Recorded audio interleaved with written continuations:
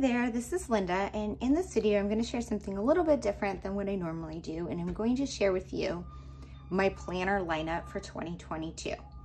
It is now mid-September, so it is kind of that time of year where I start reassessing my planning for the year and kind of come up with a plan for 2023.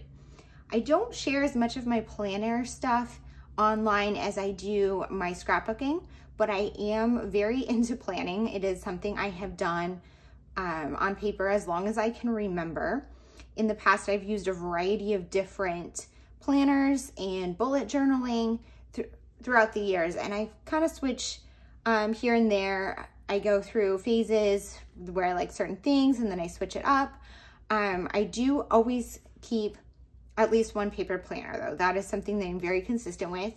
Another thing that I would like to say is because planners are such a huge investment, I take the time to really choose the one I want for the year and I stick with it. So even if the system isn't, you know, what I really want to stick with anymore, like at this point in September, I am getting to the point where I'm ready for something new. I'm going to ride this one out through the end of the year. And I'm going to kind of explain to you in this video what I'm thinking for next year and what my pros and cons of what I have here. So I have 3 planners for this year. I have 2 planners from Golden Coil and one that is a journal from Archer and Olive. I'm going to go ahead and start with my Everyday Life planner, which is this one from Golden Coil. I love Golden Coil as a brand because their planners are fully customizable. They have different cover options, and the pages, you basically put together your planner from a variety of options of pages that they offer. I'm not going to show you my entire planner setup because this is my Everyday Life planner and something that I use on a regular basis. And so it includes a lot of personal information and personal details, but I am going to share with you a few things. So the beginning of the planner starts out, I have my year at a glance page, and this is where I put things that are future appointments, and I also have that going into 2023, just so that I can kind of just have everything laid out up front, things, so I have some space for future planning. Then I have a setup for my annual goals. This is something that I do every year. I set some annual goals. These include some general craft goals, but not specific craft goals. Those I would do separately. But for this is just my overall life goals that I'm working on throughout the year.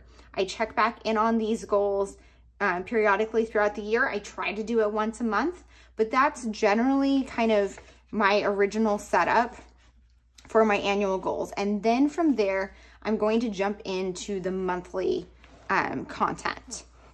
So what I do for monthly, well, you know, I can show you this. So for monthly, I have put a few pages. I have included a calendar page, and this, you know, this is October. This just has my appointments and kind of my month at a glance on it.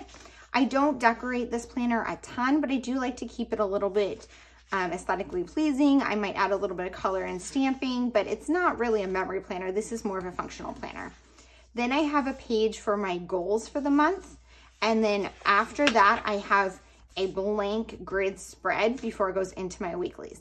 This spread I added with the thought of having a place for extra notes or just random things that I might come up with throughout the year. It turns out I didn't really use it, so it's not really something that I needed. Then I'm going to bring you over here to September, and these are my monthly goals for September.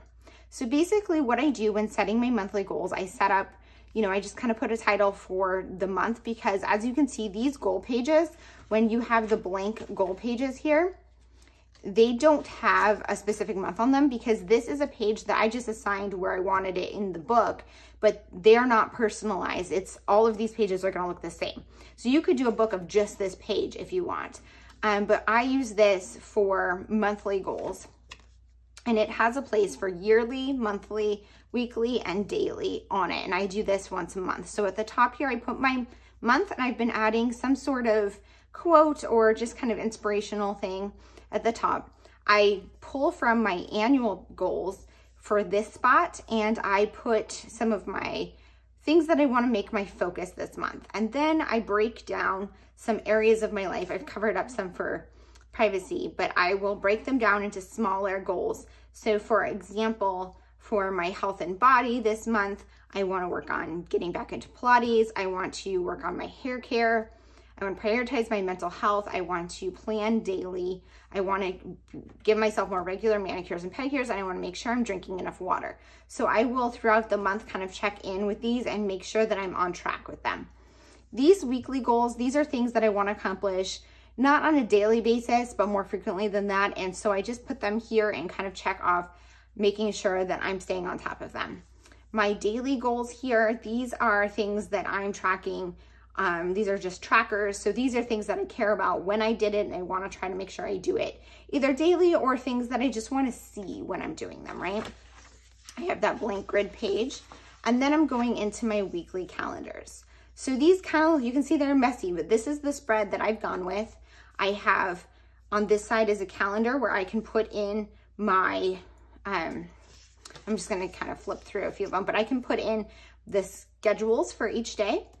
And then I have a spot for notes. And then on this side, I write down all of the things that I need to do. And I kind of use bullet journal kind of patterns for, you know, scheduling and moving things forward, because I have done bullet journaling in the past. I write down my meals that I have for lunch and dinner. I track a few activities here that I wanted to keep up with every day. These are different from the ones that are on here, because these are ones that I've chosen as specific goals for this month. These are things that I have consistent throughout the entire year, and they're just things that I want to do every day. I am not the best at always doing them, but I try to stay on top of them, and they don't change throughout the year. So these aren't like specific new habits I'm trying to establish, but ones that have been ongoing. My priorities, I kind of make a list of things that are a priority for me. That was supposed to be here. I kind of make a list of things that are a priority for me right here, for things that I really want to make sure I'm working on during the month or the week. Sometimes I'll put things in the gratitude. I don't use it that often. And then what I do is I color code my things here. So I do Monday is red, Tuesday is orange, and I go yellow, green, blue, purple, pink. And I highlight when I accomplish something, and that way I can kind of see what days of the week I am most productive. And then you can see going into the current week, not a lot has happened so far, and there's not a lot written on here, but that's kind of where I am. Then moving into the back. In the back of my planner, I have a few things that I'm tracking here. I have my TV shows. I like to track shows that I want to watch, shows that I'm currently watching. A mood tracker. This tracks my cleaning throughout, and you can see I'm using bullet journal styles for my cleaning. This is my exercise and working out. These are some longer term cleaning projects, and my bill paying. I do also have a few other ones that I don't want to share, like my passwords and that type of stuff.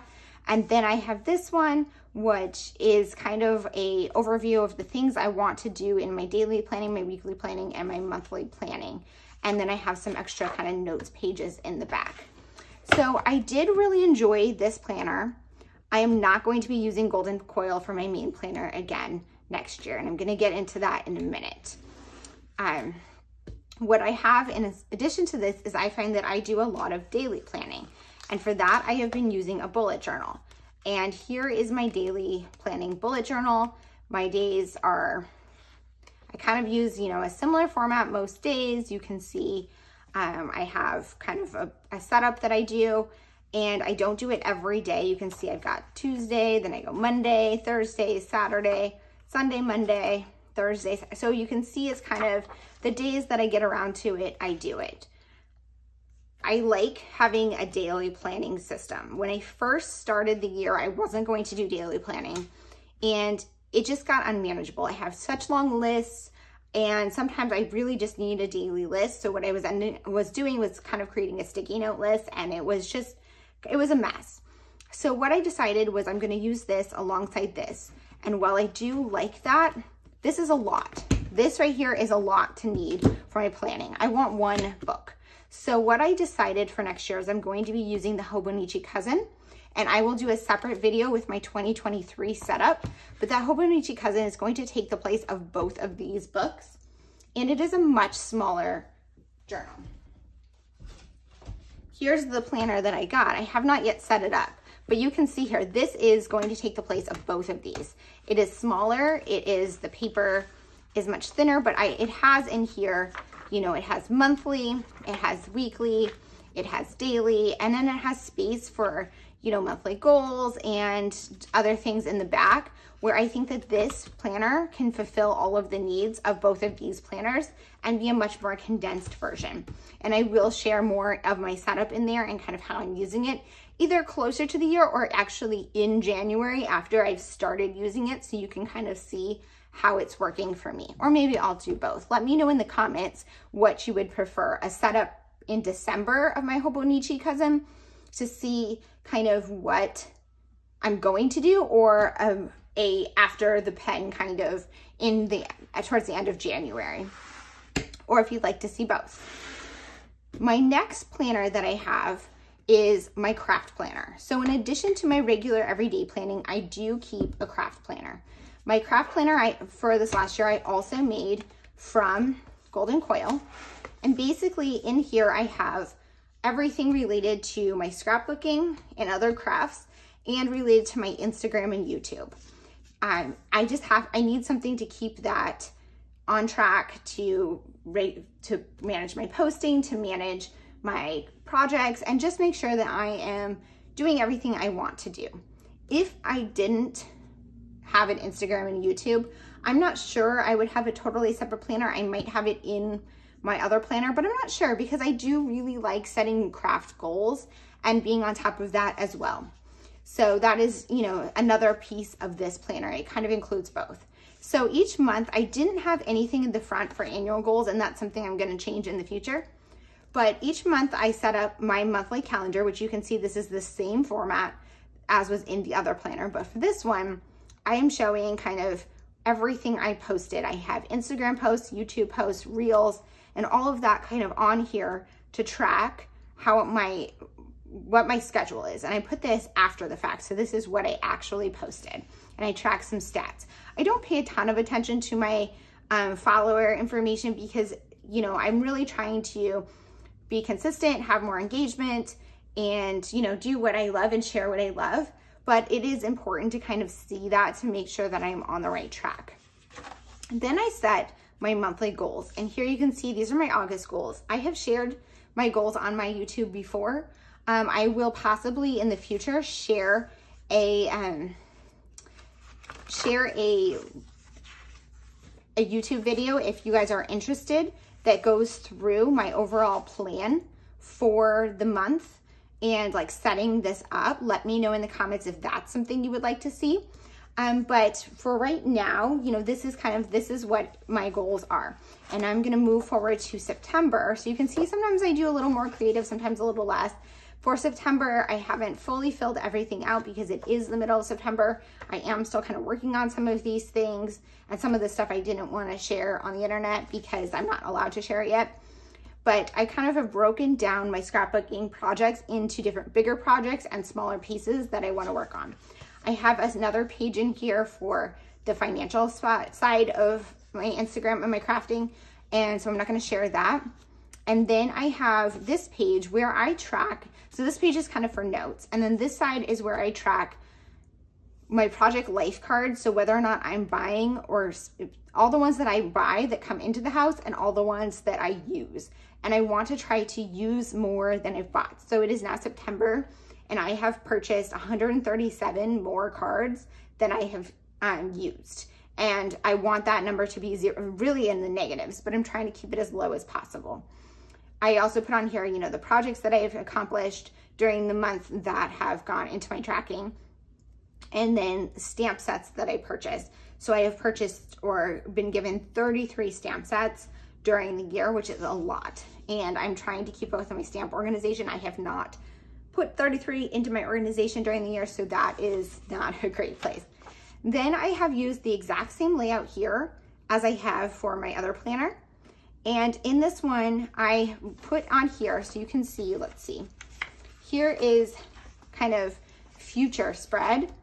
I have sticky notes that I put things that I want to post and when I want to post them. I have a color coding system.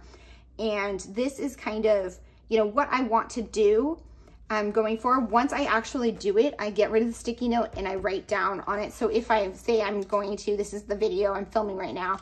So I'm like, you know what, this isn't going to be posted then, I'm gonna move it here, then I can just easily move it. But once I do it and I know it's been posted, I'm going to be able to write it down on the spot, like on this square. I write down my YouTube here, and then these are all my Instagram posts. Over here, I have a list for like commitments. So these are like teams and other things like that that I have to do, or just other dates that I want to pay attention to, like December daily release was on here. Here I write down projects that I want to share next week so that I know to kind of focus on those ones and get them done. I keep track of what I share on my stories because it does kind of give me an idea of, you know, how much engagement have I been doing, how much have I been getting back, and to kind of track that. And then I have my habit tracker here where I want to try to do all of these things and keep track of when I am doing them. My to-do list, I try to write the general projects I want to work on. Honestly, a lot of this is kind of wasted space and I don't need it. But that's just pretty much how this planner works. I don't really have much in the back. I have some space for notes, but nothing I've really used. So I do really like Golden Coil. Like I said, I like the planners are great quality. I love the customization aspect of it. The one thing I don't like is the paper. It's not, so this is Archer and Olive right here, and this is like the smoothest paper. It's so nice to write on, and see how bright white it is. This is more of like an off-white, and it's more of a rough paper. It's thick and good quality, but it just doesn't have that smooth feel to write on.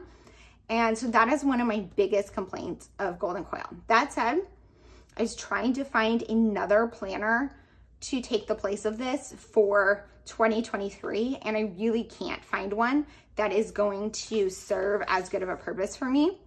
And then therefore, so what I'm going to do is use this same planner in 2023. I am going to switch up the layouts that I use and some of the customization, but I am still going to go through Golden Coil. So next year I will have a Golden Coil craft planner and my Hobonichi cousin for my life planning. I hope that this video was helpful to you in kind of seeing how I use planners and my planner system and helping you think about what planners you do or don't want to use in 2023. Can you let me know in the comments what planners you're thinking about using for 2023 and what ones you've been using in 2022 and whether or not they're working for you? I love hearing a lot of feedback about planners, and I do have some other ones that are on my short list for ones I might want to try in the future. So it would be great to hear a little bit about that. Thanks for being here. Bye.